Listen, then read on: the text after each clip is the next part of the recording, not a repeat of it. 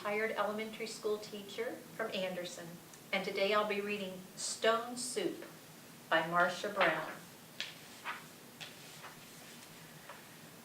3 soldiers trudged down a road in a strange country. They were on their way home from the wars. Besides being tired, they were hungry. In fact, they had eaten nothing for 2 days. "How I would like a good dinner tonight," said the first. "And a bed to sleep in," said the second. "But all that is impossible," said the third. "We must march on." On they marched. Suddenly, ahead of them, they saw the lights of a village. "Maybe we'll find a bite to eat there," said the first. "And a loft to sleep in," said the second. "No harm in asking," said the third. Now the peasants of that place feared strangers. When they heard that 3 soldiers were coming down the road, they talked among themselves. "Here come 3 soldiers. Soldiers are always hungry, but we have little enough for ourselves." And they hurried to hide their food. They pushed sacks of barley under the hay in the loft. They lowered buckets of milk down the wells. They spread old quilts over the carrot bins. They hid their cabbages and potatoes under the beds. They hung their meat in the cellars. They hid all they had to eat. Then they waited.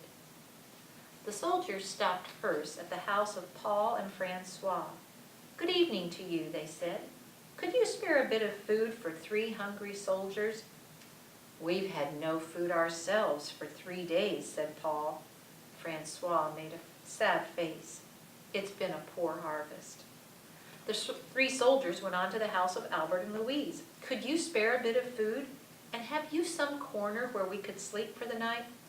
"Oh, no," said Albert. "We gave all we could spare to soldiers who came before you." "And our beds are full," said Louise. At Vincent and Marie's, the answer was the same. It had been a poor harvest, and all the grain must be kept for seed. So it went through the village. Not a peasant had any food to give away. They all had good reasons. One family had used grain for feed, another had an old sick father to care for, and all had too many mouths to fill. The villagers stood in the street and sighed. They looked as hungry as they could. The 3 soldiers talked together. Then the first soldier called out, "Good people!" The peasants drew near. "We are 3 hungry soldiers in a strange land. We've asked you for food and you have no food. Well then, we'll have to make stone soup." The peasants stared. Stone soup? That would be something to know about. "First, we'll need a large iron pot," the soldiers said. The peasants brought the largest pot they could find. How else to cook enough? "That's none too large," said the soldiers, "but it will do. And now, water to fill it and fire to heat it."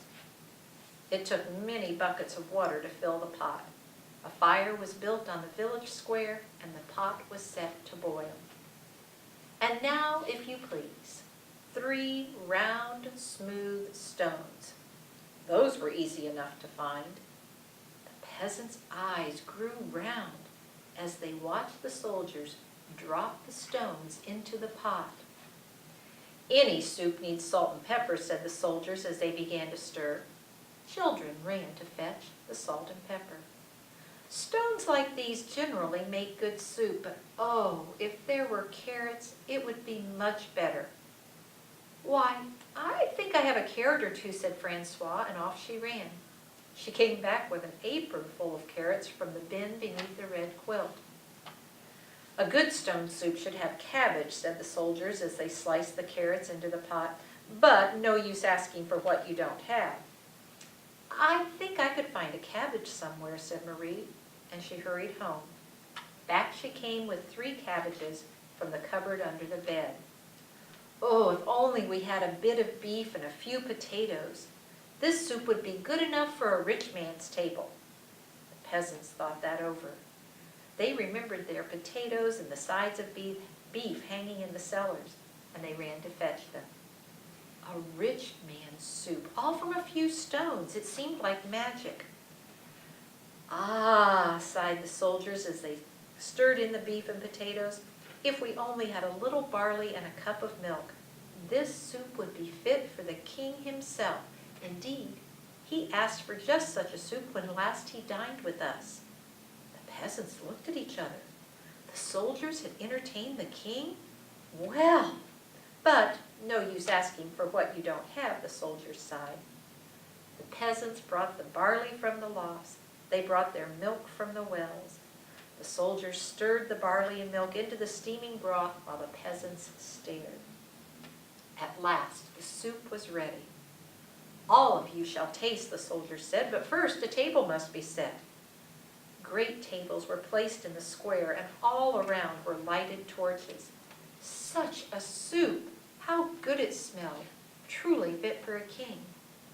But then the peasants asked themselves, would not such a soup require bread and a roast and cider? Soon a banquet was spread, and everyone sat down to eat. Never had there been such a feast. Never had the peasants tasted such soup, and fancy, made from stones.